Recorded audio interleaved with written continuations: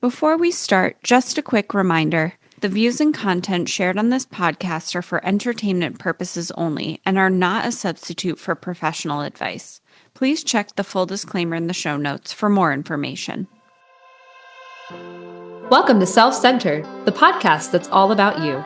We're your hosts. I'm Allie, a therapist and life coach. And I'm Katie, a fitness coach and personal trainer. We know what it's like to feel burnt out, taken for granted, and like your life revolves around everyone but yourself.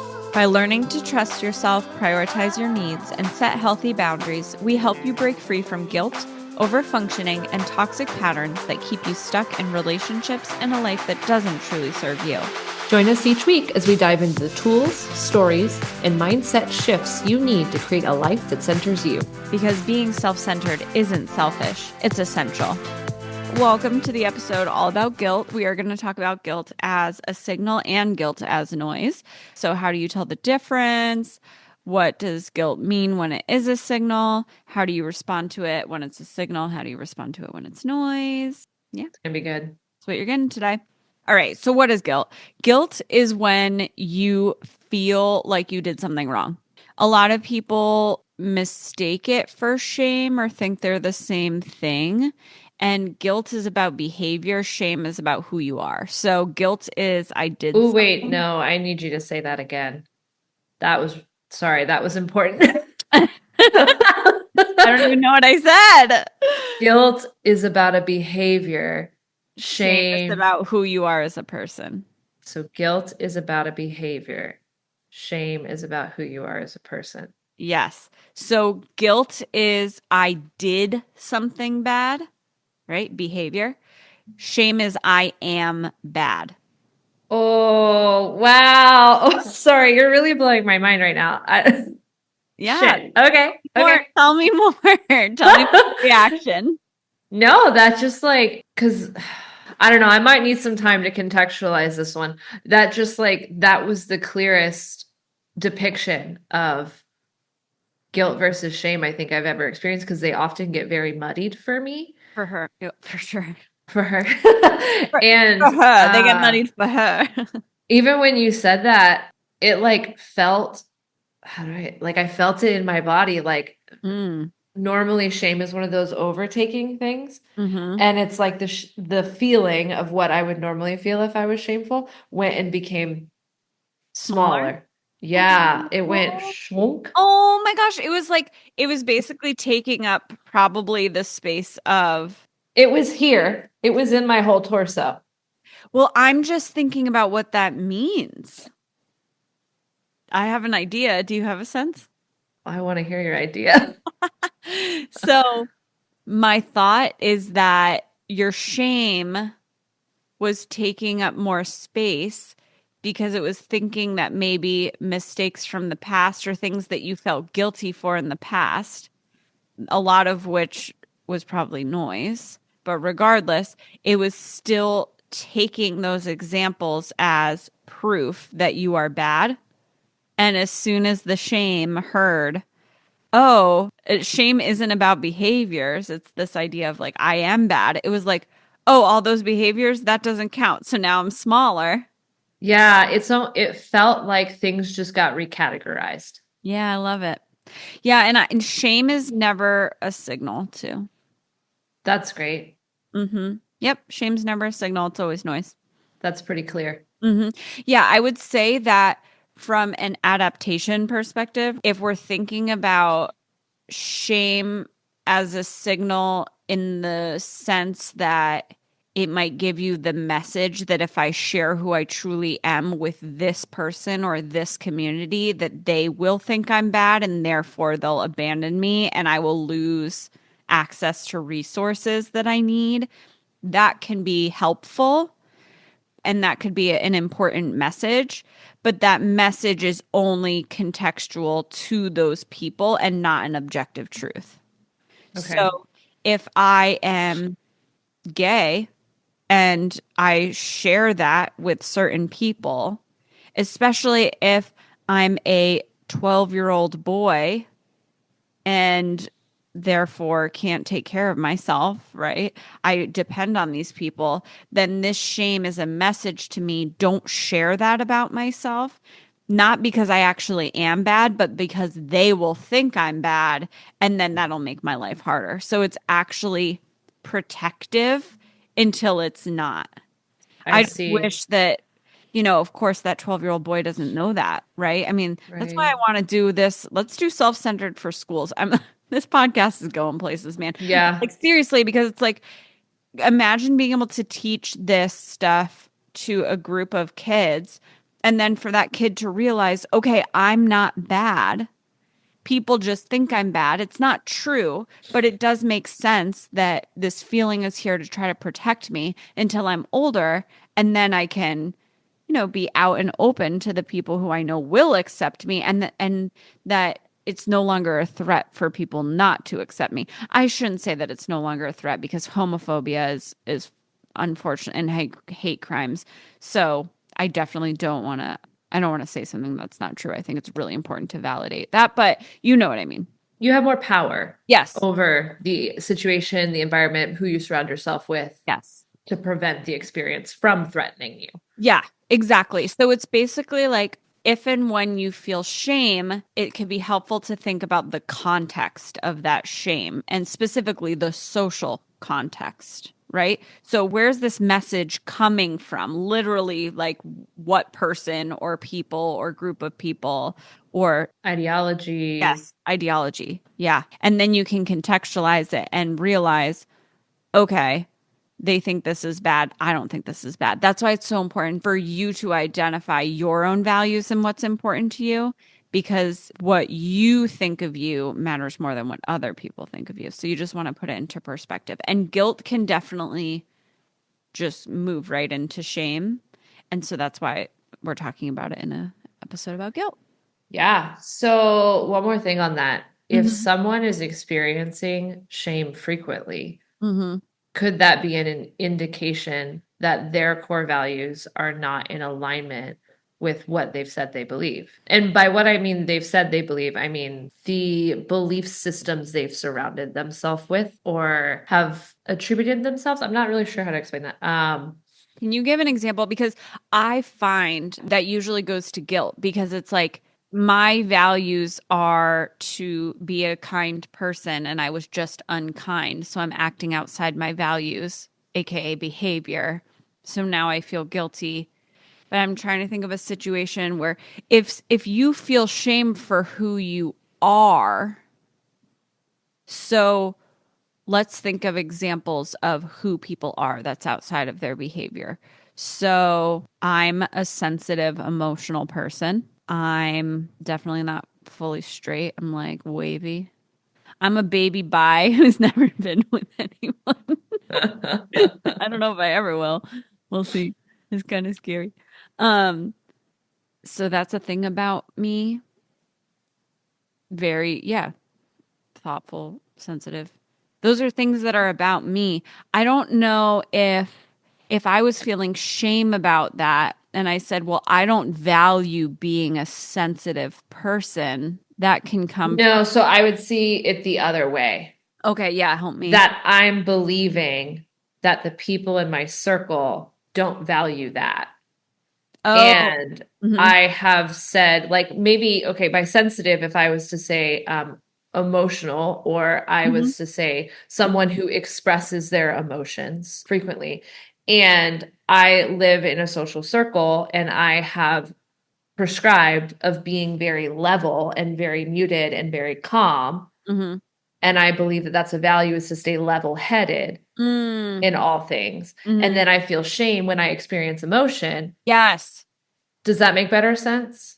Yes, but what was the question? I'm So getting the question I is, got would the prep. that mean that I'm in the wrong circle, that Yeah. I am putting myself in the Yes. wrong circle, even though I've always been in that circle? That's actually a signal to me to say, oh, hey, maybe Oh, I consider hear what you. you Yeah. believe Yes. and maybe change your circle because that's actually not in alignment with you. Yes. Yep. Okay, great. 100%. Sorry it took so long to get there. Yeah, there's certain things about us that are just true about us, I think, outside of our behavior. Like I think it's always true that you and I love dogs and want to be surrounded by dogs. I think it's always true that you and I are that we want to achieve and we like improvement and working toward goals. And there are people who would project onto that and be like, "Oh wow, they can't just be happy. They can't, like everyone's going to have an issue and then you might feel shame about that thing about yourself." Yeah. Oh God, dog people. I'm a cat person. Yeah. They're too bubbly. They're too in my face. I know, right? That's really funny. Yeah. Not fuck that if you're a cat person though. Just fuck that like don't shit on dog people. Some of us have dogs that are also cats. Yeah. Luna's like everything. She is everything. Shapeshifter. Okay. So that was the difference between guilt and shame, right? So again, guilt is about behavior and the belief is I did something bad. Shame is about who you are and the belief is I am bad. Shame is always noise in terms of what it means about you, but it might be a signal in the context of your social situation, Got right? it. Meaning this is what the beliefs are and this is not in alignment with me. And so eventually I need to figure out how to get myself out of that and into a more aligned circle. So when guilt is a signal, it's, the situation that made you feel guilty, you would look at it and you would ask yourself, did I act in alignment with my values or outside of alignment with my values? And this is very subjective because you might have different values than other people, right? Yeah. So it can be helpful to think about, well, what are my values in this situation, right? And life is in black and white. So sometimes it's going to be a little bit of a gray area. So when you act in alignment with your values, then the guilt is noise because you've been in alignment with your values. But when you act outside of alignment with your values, then the guilt is a signal because it's signaling to you you did do something quote unquote wrong because it's wrong to you. It's out of alignment with you. And then the way that you would respond to that is when it's a signal, you want to repair the harm done or the damage that you done or what you did quote unquote wrong to get back in alignment. So that could look like, oh, do you want to give your example? Yeah, I was just thinking that would be helpful. We were talking about examples before this. So the example that we've come up with, I have someone that I know. They were telling me this story recently. They were supposed to go meet with a family member at a bar just to hang out and just like see them. They hadn't seen them in a while. They had talked about this, that they were going to meet there, the time and place.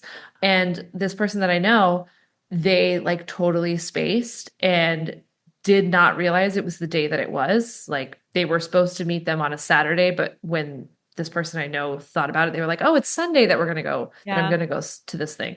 Totally spaced, and like 2 or 3 hours go by, and their friend that was meeting them, family member that was meeting them, texted them and was like, "Hey, haven't seen you. Hope everything's okay. We're gonna head out. We'll catch up later." And this person I know just was like, "Oh shit. I feel awful. Like I totally stood them up and they've been there, by themselves. I mean, with their family, but like by themselves when I was supposed to meet them for the last few hours. Mm-hmm. And I didn't even realize that it was the day that it was the day. Like I just totally spaced on that. I got the dates wrong in my head. Mm-hmm. And now I feel terrible because Mm-hmm. I stood them up. Yeah. So that's a good example of guilt being a signal because that person, your friend's values are I follow through. I show up for my commitments. And when people are expecting something from me, I'm there, and I feel bad that they were sitting there alone because if someone's expecting me to be there, then I need to be there, not leave them hanging. So that would be a signal. Again, that doesn't mean that they're a bad person, right? It means that their behavior was not in alignment with those values. And so the way that they would respond to that would be to repair that situation. So verbally apologizing, hey, I'm sorry. And then also, I think it's really great to include what's your plan for the future so that doesn't happen again. So, oh crap, did I forget to write this down? Did I Do I need to set an alarm? And also remember that sometimes there isn't something you can do in the future because it was just human error. So maybe your Right. friend did write it down and it was just literally like a thought, a brain fart. Yeah. You Forgot know, what day it where was. it was Where like the person said Saturday, their brain processed Sunday. They both Mhm. start with S, and Yeah. put it down on the wrong day or whatever. So it's like sometimes, you feel guilty and you're like, oh gosh. And all you could do to repair is just be like, sorry. Like, I'll keep doing the things that I do to try to prevent that. And knowing that sometimes I'm human and human error happens. Honestly, it's pretty straightforward when guilt is a signal because once you've recognized that it's a signal, it's like, okay, well, I just need to be like sorry and figure out how to not do it again if it was something that like I need to learn from, or if it was just a mistake that just happens. It's like, meh, okay, moving along. But I think more often than not, and especially for the selfies, you're probably going to experience more guilt that's noise because you'll feel bad. Like in that example, if your friend apologized, right, did all the things to follow up on the signal, like apologized, if it wasn't just human error and it was that, like, oh, I never wrote it down. Okay, I'm going to make sure in the future that I'm writing stuff down. And let's say that they're still beating themselves up after that. Well, now that's noise because the message has been received, the signal has been received, the message has been acted on. So it's no longer a signal. Does that make Yeah. sense? Well, that's where, in many times myself, that yes, maybe I've done something that was not a great action or an action that caused harm, and I recognize the signal, and then it spirals into shame. Right, right, right, right. Yep, yep. This is where parts work can be really helpful because that part of you that is feeling that shame or that part of you that is feeling the unjustified guilt, meaning the guilt that's now noise, there's a story there, right? There's a reason that they're feeling that way and that they're beating themselves up because there's probably past experiences where they've been made to think that they did something wrong when they didn't, or that they're doing something wrong when it was an accident was not okay. That if, unless they're perfect and everyone is always happy and they do exactly what other people want, that you did something wrong. And when I think to the past experiences when I have felt guilty when it was noise, it was feeling guilty for setting boundaries when people had bad reactions to the boundaries. Like, oh, you must not care about me, or you're selfish, or you lack compassion, or literally just feeling guilty that I'm a person who takes up space and exists and therefore impact other people. So, feeling guilty that, let's say, if I'm staying at someone's house for the weekend and that was a plan, and I need something, like, let's say there aren't pillows on the bed. Past me might have been like, well, I'm sleeping without pillows because I don't want to make this person feel uncomfortable, or they'll feel bad. They'll feel Yeah. embarrassed, and I don't want them to feel that way. And so it's like I'm preemptively guilty, but that guilt is a noise. Like, is it your value to make yourself so small that people don't even like feel like you exist, like you have no needs, right? Like, Yeah. that's really what that is. But I had been taught those things. So in these cases where your guilt starts off as noise or shame, or it goes from guilt being a signal and then kind of devolving into these more tougher forms of emotions, you want to think about what are the beliefs that that part of you who feels that way has learned, and what are the experiences, and how can you actually take care of them and say, again, it makes sense you feel this way because blank. What's really true is blank. And so here's what makes sense in this situation. Take care of yourself. Act as if you're a good person. What would I be saying to myself, or what would I say to this part of me if I knew that I were innocent and that I'm a good person? So sometimes you have to fake it till you make it. And I just want to be clear that when I'm sharing these ideas of things you can do, what I'm not saying is, oh, just talk to that part of you and say, it's okay. You're a good person. You made a mistake. That's fine. Or, hey, this is coming from these beliefs that you learned that you shouldn't take up space. And so your values became, I don't take up space. Or we were talking last time about core beliefs and rules and assumptions and then thoughts. And so some of the rules are like, I need to keep myself as small as possible so that I'm lovable. So maybe that's where that comes from. So when I say do that with yourself, what I'm not expecting is that you do that and then you don't feel shame or guilt anymore.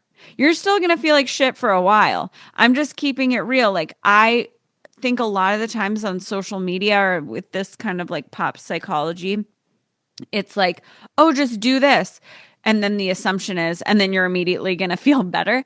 No, it's probably like not going to feel good for a while, but that's okay. We can disconnect the feeling of an emotion from buying into it. Yeah. So it's like, okay, I'm feeling this thing. It's kind of like when your muscles are sore after exercising, right? Like, I could keep focusing on, oh my God, my muscles are sore. Something wrong is something wrong. Or you could just be like, matter of fact, yeah, right now that's an experience that I'm having. And I can be aware of that and not numb myself from that. But am I going to sit here and focus on that completely? No, I'm going to be doing other things while knowing my muscles are sore. And that's Yeah. it's kind of the same thing where it's like, yeah, I feel this shame, I feel this guilt, but feelings are not facts. And I'm going to just kind of act as if I'm innocent and act as if I'm a good person and do what I would be doing if I believed those things and say to myself what I'd be saying. You can also reach out since shame is contextual in a social context. It can also be helpful to reach out to the people who love you and who you trust and who see you as good and share with them so that they can give you some assurance. You know what's funny is with that example with my friend. So my friend was talking to me about it and they were really beating themselves up about it. And I reminded them, I'm like, you are a good person. Like, that wasn't an intentional thing. And like, you're absolutely going to find ways to like go up and see that friend now because they lived a bit of way. They lived like 45 minutes away too, which was part of the struggle. Yeah. Like, you're absolutely going to make, time and space to do that now. And like, you've apologized and all the things. And they're like, yeah, I still feel really bad about it. And so then they went up and saw that family member. Was it like a day or two after that? And they explained the conversation that I and my friend had, as well as like their internal dialogue.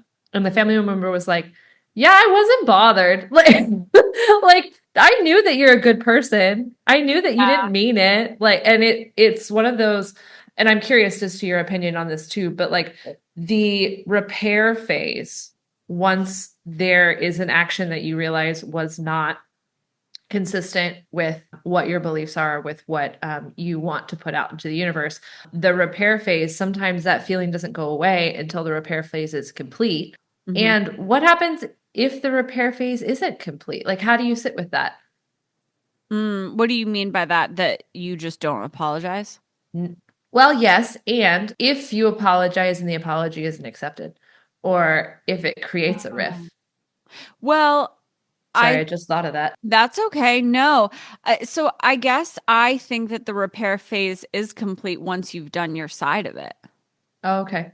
And if it's not complete, you got to do your side of it.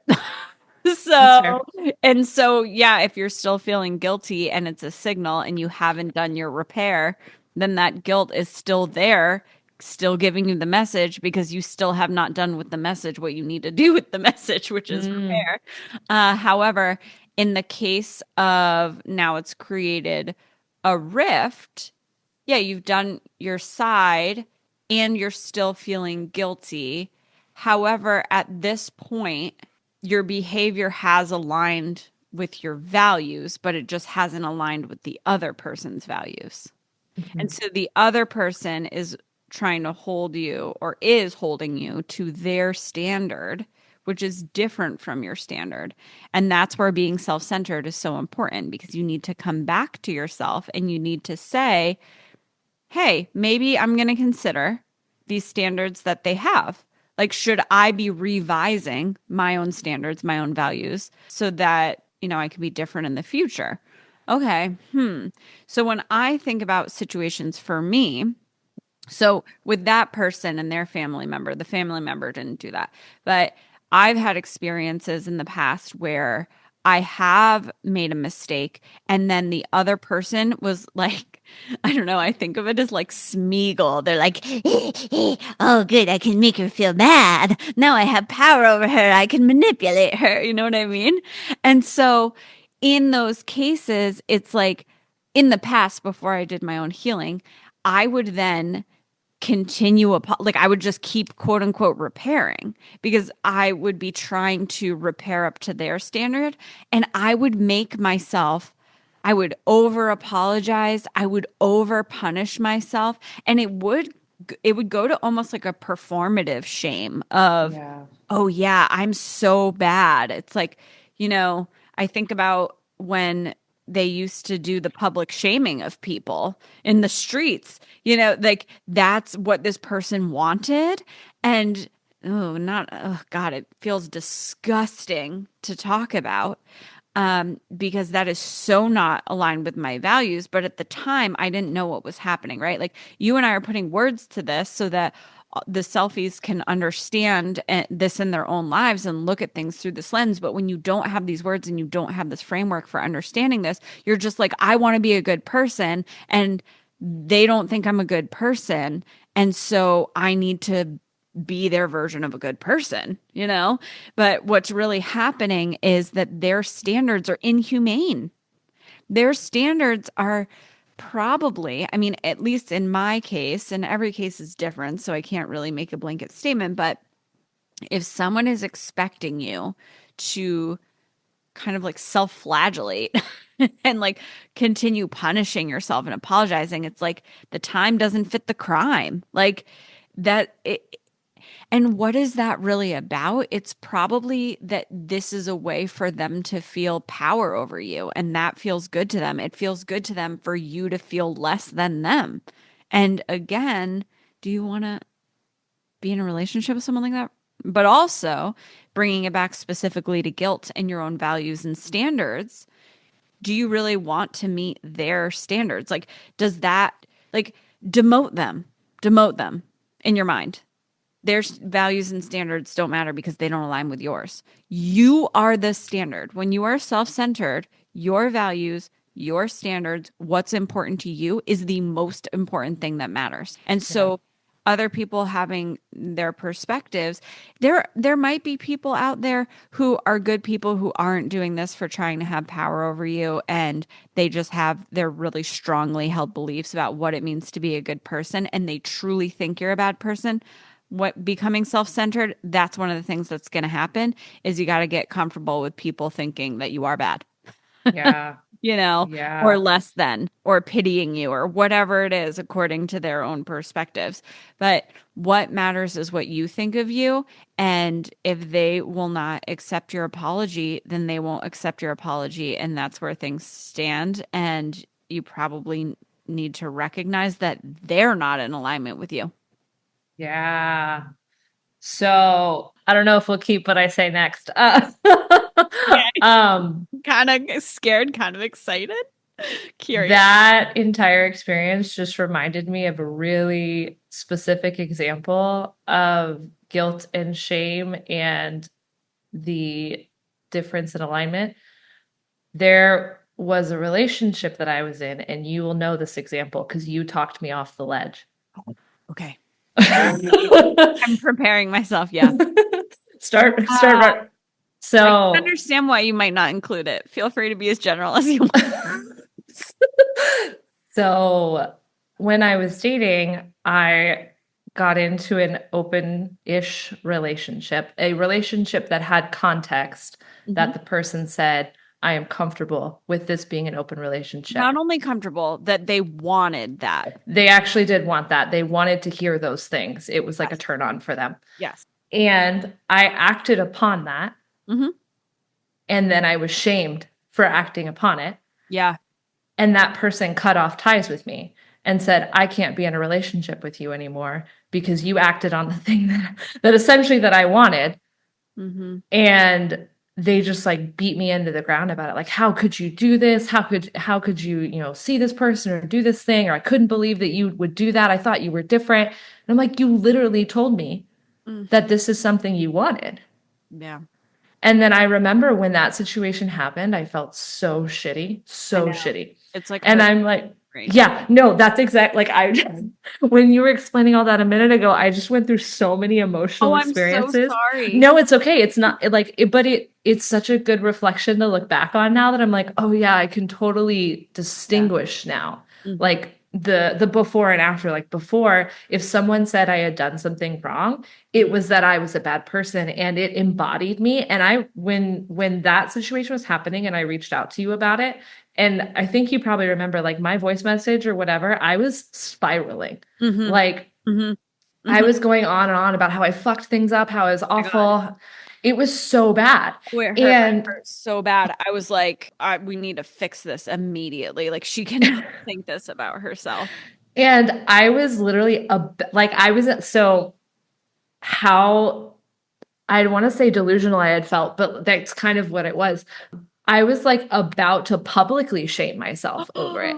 I was like, I had a whole thing written up that I was about to publicly I didn't share. know that. And when you interjected, so yeah, yeah, and you That would have been so bad, not only on its own, but also just knowing that the there was history of some of the people in your life who are on in your past life who are on social media who would have been like, oh my God, so yeah, that would yeah. have been good. So if we end up including this, Allie talked me off that ledge, and this is what I want to take from this. Clear mirrors are so important. Yes. Holy shit. Had Mhm. you not been there for me and had like one, when I was feeling this feeling and I was feeling it spiral and feeling it turn from guilt to shame, Mhm. which reasonably in that moment, guilt was noise Mhm. Mhm. because it actually was communicated that this was an okay thing. Mhm. So it wasn't like I was doing anything wrong. I was actually acting within the constraints of the Mhm. relationship and the Mhm. construct of the relationship. So guilt was noise for one off, but then it spiraled into shame because I was told that I was bad Yeah. and that I was doing something wrong, and therefore my access to this person had been withdrawn. Mhm. So when I was spiraling, reaching out to my network before I totally lost everything in my brain, Mhm. you grounded me. Mhm. And it's so valuable to have people that one know who you are at your core Yeah. and can reflect back to you the facts of the situation and can like bring you back and be like, hey, no, this was not, this is not something that you should feel shameful about because of this information. Mhm. Like you pulled me out of that so fast. I was like, oh, Mhm. oh, fuck, you're right. Mhm. Like I missed all of that. Mhm. Mhm. Yeah, you have things you want to say. I think when we're spiraling in any emotion, but in this context, in guilt and shame, when we're spiraling, we're really like we're in this tunnel. We have blinders on where there's so much context and perspective that we can't see. We're stuck in the tunnel or in the box or stuck wearing these lenses that we see ourselves through that are I'm bad and I did something bad and or I Yeah. did something bad. And having clear mirrors is basically like someone coming over and they're on the outside of you. They can see all the context. They don't have the blinders and they can say, hey, here's what I see and help you take those blinders off so that you can see it too. Yeah. Hmm. Yeah. I'm also thinking about, how we were talking about how guilt that's a signal can move into guilt that's noise, can move into shame, or you could just have guilt that's noise that goes into shame, or you could just go with shame. But so, how we were talking about all of that and how I said, well, parts work is so helpful there, taking care of that part of you that also has these beliefs from past experiences. When you're sharing that story with me, I'm also thinking about your past experiences being raised in a religious upbringing that specifically shamed sexuality in general, Yes. even when it was, monogamous and, but this would be very out of the box for them. And then also thinking about your past experience with the smear campaigns that against you, where you were talked about as a whore, basically, Yeah. and a cheater when you weren't, Yeah. and how you were vulnerable to that type of shame. And anyone in that situation, I think that's just an awful situation to be in where someone is upset with you about that. But if you hadn't had those past experiences, you wouldn't have been so easily pulled into that tunnel of shame Yeah. and That's so pulled true. into seeing it in that certain way because it's like, oh, well, I've seen myself this way before multiple times in multiple instances. And I was raised in that to an extent with the religious piece around stigma around sexuality and shame around sexuality. So it's almost like this part of you just gets activated and it's like, oh yeah, I'm bad. Oh, I forgot about that. I'm bad. And it just all comes rushing in. Yeah. And Yeah. it takes over so that you can't see these other things about you or these other things that are true. And again, it's like your values in that situation were that you're fine with that. Your values are also I'm fine with doing things that other people are fine with doing, you Yeah. know, and fine with me doing. And so, but then it's like there are these standards from these other people in your life who are shitty and not aligned with you that were being pushed on you. Ugh. We're all having a visceral experience over here. Yeah, because I remember that night because yeah, I was on the East Coast and it was late.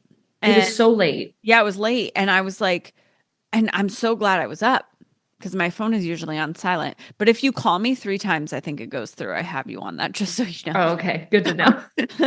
But yeah, it was so late. And I remember I was about to get in bed and then I get this spiraling. I was in bed actually. And I get this like spiraling. And I'm like, and I said to my partner at the time, I was like, you go to bed. I'm going to go. But I'm like so glad. I'm so glad. I'm so glad. Yeah. Yeah. Yeah. And also now you've done so much personal work since then that you, even though you've had these past experiences that at that time made you vulnerable to be sucked into the tunnel of shame, I don't think you'd be as vulnerable at all now. Like No. if something like that happened now, you would see it for what it is. Yeah, I mean, it would be very clear. I could, and also I could trust myself. That is so much of the work there because I think back to that experience and I'm like, I must have misunderstood entirely what he meant. He must have never said that. Or, like it starts gaslighting myself Yeah. essentially because I didn't trust myself. Yeah. But now it's like, no, I can actually trust that. Yeah, I've heard this thing because we talked about this thing. I don't need to like have it written down and screenshotted and like date, time stamped, all the things to know that it was true. I Mhm. know that it was true because it was true and because it did happen. And I can trust myself in that. And I can trust myself that I acted within the constraint or the construct of that situation Mhm. and it was okay. Mhm. The person's response was not congruent with what they said they were okay with. Yeah. So wrong. So Yeah. wrong. And clearly that person has a lot of work to do to stop being harmful to other people, you know? Yeah. Yeah. Um, I just want to be super clear though, because, and I know you know this, but it's bugging me. Not only was it okay, it was encouraged too. That's true. Yes. So it's even more ridiculous knowing that. That all happened. Yeah. Yeah. Yeah. Do this, do this, do this. I would really like it if you do this. How could you do that? What kind of a person does that? I can now no longer have you in my life. I Like, thought you were different. like what? Dude, you're just pissed because you wouldn't be able to get what I can get. Sorry. You can edit that. Oh God. I get what you get in 2 years and 6 days. Sorry. It's Oh also a my rapping. God. So, I I wanted to say this in the last episode, but for the listeners, selfies, friends, Allie's hidden talent is rapping. Everyone needs to know that. I Allie's love hidden I love talent. rapping. Just a pasty little East Coast girl. And it's so funny because you're like, I'm gonna say this, but you understand the context. You're like the bubbly Barbie, happy pink, Yes. all the good things, and then you're Yeah. like, fuck this shit and fuck Yeah. that shit. I know. I know that in college, I think I've said this before that I rushed a sorority. There was a sorority that I wanted to be in, and I was not accepted. And I heard through the grapevine that the reason is because of how I look at the gym when I'm running on the treadmill.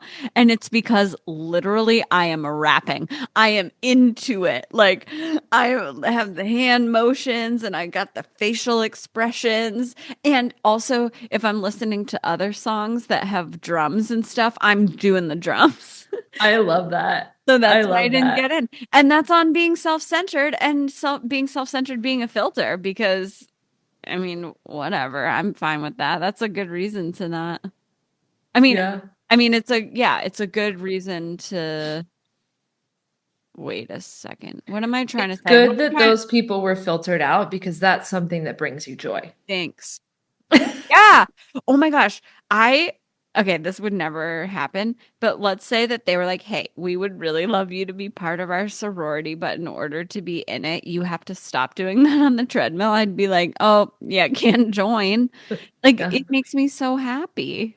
Yeah. I love rapping. I have a core memory of you rapping and like dropping it low in our kitchen in the grand place. So funny. When my biological mom, when I was in high school, she told me what I was made of, I guess, like my ethnicities or whatever. Oh, okay. And she said Black, Irish, German, and Dutch. And I got so excited. I was like, this explains so much. And also, I was like, where's the black though? Like, I don't see it. And then she was like, oh, black is a type of Irish. And I was like, oh, damn. But I was so excited. I was like, I knew it. Just a little African part of me. But no, I just got rhythm from somewhere. Okay, cool. I think that's all we got. It feels so weird to be that direct now because our episodes have been going on forever, but it feels so great. And I think we included a lot of stuff. And yeah, as always, reach out to us, email, Instagram, and tell us your questions, your situations. Yeah, emotions that you want us to process through. And if there is an emotion that you're like, I need context for this emotion, or I need help understanding this emotion, or how I should sit with it, or like if Mhm. it's a signal or noise, it is helpful to give us context for what it is Yes. that you're struggling with, like an example. And I'm Yeah. sure vice versa, it's helpful for you all when we give examples like this, Hmm. for you to be able to say, oh, yeah, I can see myself in that example, or oh, that makes it really clear of Yeah. the distinction. Yeah. Because the more general you are, the more blanket response I'm going to have to give you, which Mhm. is less helpful. The more Yeah. specific you are and the more context and details you give, the more specific and nuanced my response can be. And that's usually more helpful and not only helpful, but actionable. Yeah. And we, of course, I've said this before, but I'll say it again. We're pretty consistent and good about anonymity. Oh Anonymity? my God. Anonymity. I love you so much. I'm trying so hard with that word. Anon. Dare to say it? Anonymity. Imity. Anonymity. Yeah. Anonymity. You're so cute. It always makes But me think of Finding Nemo. but yeah, we're pretty good about that. And I mean, we've given very specific examples here that become very generalized because Yeah. we don't reveal identifying information. Right. Exactly. So, Hmm. yes, and if there's something very specific that you're like, this piece of identifying information would reveal, like if you Yeah. You said, could I'm say you. talking about the Yeah. CEO of a very specific business that just got I don't know, arrested and put into a New Oh, York jail, or I don't know. oh, Like, I love your creativity. I think yeah, because you could give us the full description and the full context just so that we have it to be able to give you an answer, and then you can say specifically, here are the things that we don't want you to share of what we shared with you. yeah, Yeah. exactly. Yep. Yep. Okay, great. Framework for the fans. Framework for the fans. Okay, cool. Well, we will see you next time. Thanks for joining us today. We hope you've enjoyed this episode. Follow us on Instagram at selfcentered.pod or connect with us at selfcenteredthepod@gmail.com. Stay self-centered, and we'll see you next week. Bye. Peace.